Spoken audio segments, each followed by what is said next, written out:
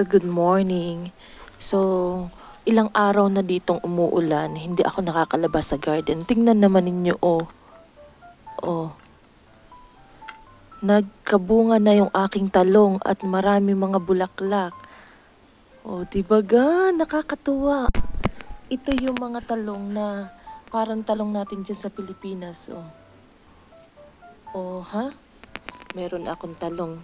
Puntahan naman natin ngayon yung tinanim kong pomegranate and yung aking sayote. Yung aking sayote ay narito sa tanim siya ay sa sa timba. Dati siyang nandoon, inilipat ko na dito para mas naaarawan siya. At tingnan nyo, napakadami ng bulaklak. Oh, ayan, napakadami ng bulaklak.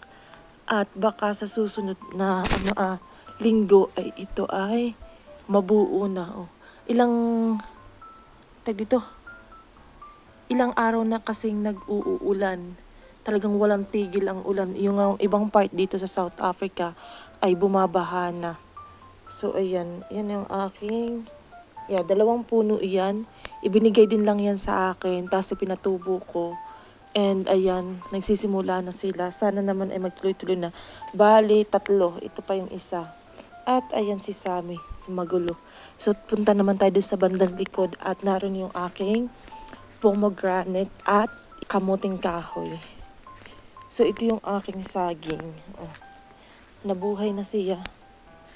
And ito yung aking mga kamuting kahoy. So ito yung kamuting kahoy. Yung 2 peraso lumaki ng talaga.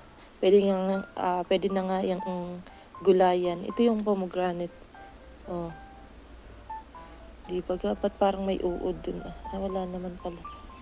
Mukha namang buhay na siya. At medyo nagtatalbos na. At syempre, ayan ang aking Sammy. Lagi nakasunod sa akin pag narito ako. At nagbabalat na siya. Ano na yung kanyang balahibo. Kailangan ng paliguan uli. At naglalagas na yung kanyang mga balahibo. Ito daw yung prutas na kinakain dito. Kamukha niya ay tambis or makupa sa atin sa Pilipinas. At mukhang marami ng hinog dahil marami na nalalaglag. So nakita ko rin siya, kinakain din siya ng mga mga ibon. So pumitas tayo, try natin kainin. Ayan, nalaglag na lang sa kamay ko. Ayan, maraming bunga siya actually. So, may mga hinog at mas malalaki. Kunin natin. Oh, maglalagas na. Oh, at tigman natin. At sabi ng isang lokal dito, kinakain daw ito . Kasi ay kamukha ng tambis at even yung buto ay kamukha siya ng tambis. Tingnan nyo. Kung sino nakakakaya ng tambis, nakakain na ng tambis, ganito ang itsura. Even yung makopa, di ba may makopa tayo, pero parang maliit na version siya. At kalasa din siya ng tambis. Hindi masyadong matamis. Pero yung texture niya ay kalasa ng tambis. Kuha pa tayo ng isa na hinog. Siguro naman pag at lason pala ito Hindi naman kasi yung isang local nga dito ay nanguha na ito dati at pinakita sa amin na kinain niya. So sa palagay ko naman ay ganoon din. Medyo malinis ito at maulan ngayon, so I think hugas na hugas ito.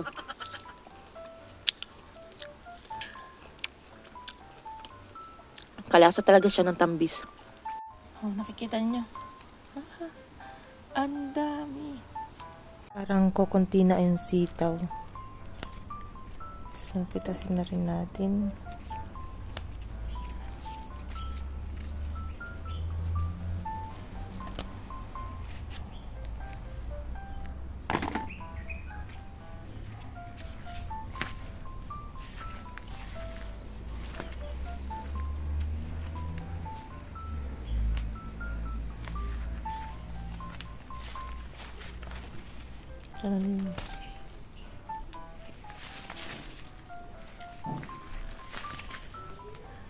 Pananim. Ito naman.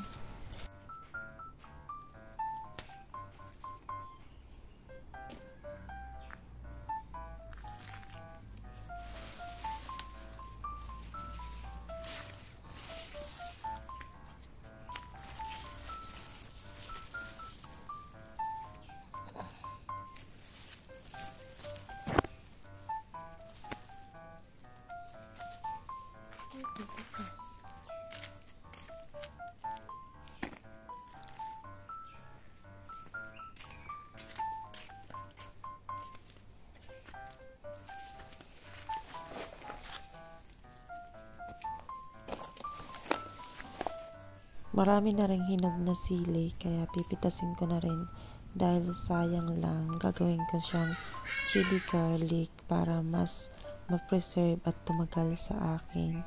Kasi hindi ko naman kaya itong ubusin. At meron akong bali 4 na puno ng sili. Yung parang sili sa mang inasal.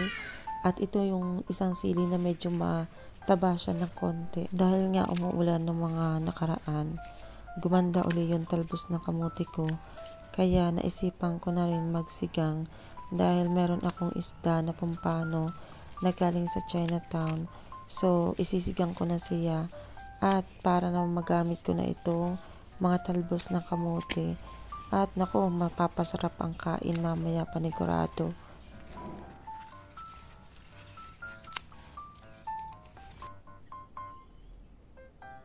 At lumabas nga na naman ito mga kaibigan kong ito. Tuwing malapit na mag-winter, lumalabas yan at kinakain yung dahon ng palm tree. Tapos ito naman yung aking butternut at malalaki na siya. Siguro mga ilang araw pa ay pwede ko na siyang anihin.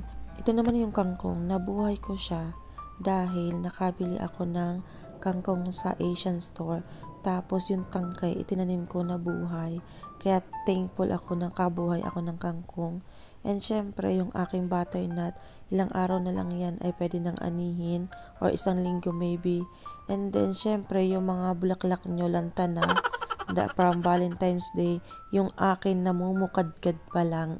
Diba? At ito naman yung sili, nakahawig ng sili sa mang inasal. Hindi siya ganun kaanghang. Mas maanghang pa rin yung siling labuyo natin sa Pilipinas. Pero okay na ito sa akin. Ang ginagawa ko ay chili garlic oil dahil napakarami ang mamunga. Kung nakikita nyo yung green na bungan, ang dami pa. So, may hinog na sa mga susunod na araw. Talagang kailangan ko siyang gawing chili garlic oil. At ito naman yung mga kamatis ko. Sabi, tatanggalan daw ng yung pinakang sungot yung natubo para lalong mamunga ng maganda. At itong kamatis na ito, yung malalaking kamatis, talaga yung malaki na isang kamay mo yung bunga pag naalagaan. So, ayan. Tapos, meron din ako mga cherry tomatoes. Pero yung cherry tomatoes ko ay palipas na. And, syempre, magsigang na tayo. As usual, ang aking isda is pumpano. Kasi wala namang ibang isda akong pwedeng pagpilian. So, ito yung pinaka-best choice ko na isda. At ayan, hinihiwa ko lang siya. Medyo maliit itong isdang ito. Pero gumagamit ako ng bato para magkaroon ng pwersa. Dahil pagka sariling kamay ko lang, hindi ko kaya talaga siyang putulin. Mahina yung pulso ko. So madalas gumagamit ako ng bato. At kung nakikita ninyo, ay 4 na peraso lang na hiwa. Lahat ito ay isisigang ko. Dahil ayoko naman ng prito dito. Pero masarap ito ay inihaw. Dahil nakapag-ihaw na ako nito, ay masarap din pala siya ng inihaw. So, ayan, pagkatapos kong putol-putulin at ngayon naman ay akin ng lilinisan, tatanggalan ko na ng bituka dahil ito ay nabibili ko ng buo talaga as in frozen sa Chinatown or sa Asian store. So, ako talaga ang maglilinis at hindi ako ganun ka-eksperto paglilinis. Kumbaga, patsambahan lang. Pag minsan napipitik yung aking kamay nung pampukpok, namamaga yung aking daliri. At pag minsan na may natitinik ako, pero okay lang, natututo din naman. So, ayan, pagkatapos kong linisan ito, nag-prepare na ako ng mga gulay. So, ito yung aking mga gulay na galing sa garden. So, talagang siya ay fresh. Wala siyang chemical, organic talaga. So yung talbos muna ang aking hinimay at para naman hindi siya buo na ilalagay doon sa sinigang. So nakakuha din ako dito ng pangsigang na lara, pero yung medyo maliliit lang yung akin. Di ba yung lara is parang mahahaba? Itong akin is maliliit pero lara siya. So masarap din naman, hindi siya maanghang. Tamang-tama siyang pangsigang. At kung nakikita ninyo ay may mga hinog na sitaw. Yan sitaw na iyan ay papatuyuin ko at gagawin kong pananim next year. So itong aking sitaw ay parang hindi na ganun kakahaba yung mga bunga. Siguro ay palipas na dahil sa June ay winter na dito. So ayan yung aking 3 pansigang. So dito ako nagpakulo ng tubig, naglagay ako ng sibuyas, kamatis, at of course yung sitaw. Pinakuluan ko lang siya ng medyo hanggang maluto yung sitaw. And then, isinunod ko na yung isda dahil wala naman akong ibang gulay na ilalagay dahil ito lang yung available na galing sa garden ko. Pero okay na ito. Ang mahalaga ay may gulay ang aking sinigang. Naubusan ako ng sinigang mix, kaya ito yung gagamitin ko. Wala pa rin bunga yung aking kalamansi, pero okay na yan. So inilagay ko na dito yung isda. Ngayon pa lang ay nilalaway na ako at excited na akong kumain. Actually, mga paborito kong pagkain ay may mga sabaw katulad ng tinola, nilaga, sinigang. Mas pabor ako sa ganung pagkain, mas na-enjoy ko siya. So ayan, nalagyan ko na rin ng asin.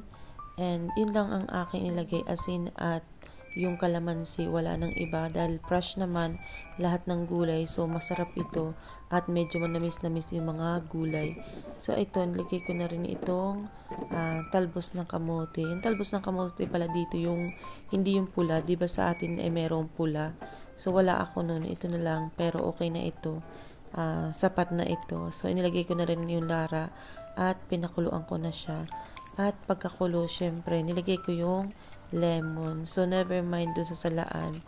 Dahil inilagay ko na dyan, hindi ko mahawakan kasi nagbibideo rin ako. So, ayan. Pagkatapos nyan, malagyan ko lang lemon, ay pinakulo ko lang ng isang kulo pa. And then, inahon ko na siya. And nakakuha ako ng dilis sa Chinatown. Yung store doon na yung CJ Veg and Fruits. Doon nakakabili ng mga ganito. At ito ay nasa 30 rand kung di ako nagkakamali, times 3. So ito siguro mga 1/4. So mga 90 pesos ito sa pera natin sa Pilipinas. So okay na rin. Bumili ako ng dalawa dahil hindi agad ako mapapabalik doon sa Chinatown. Medyo matagal-tagal. So meron akong uunti-untiin dito.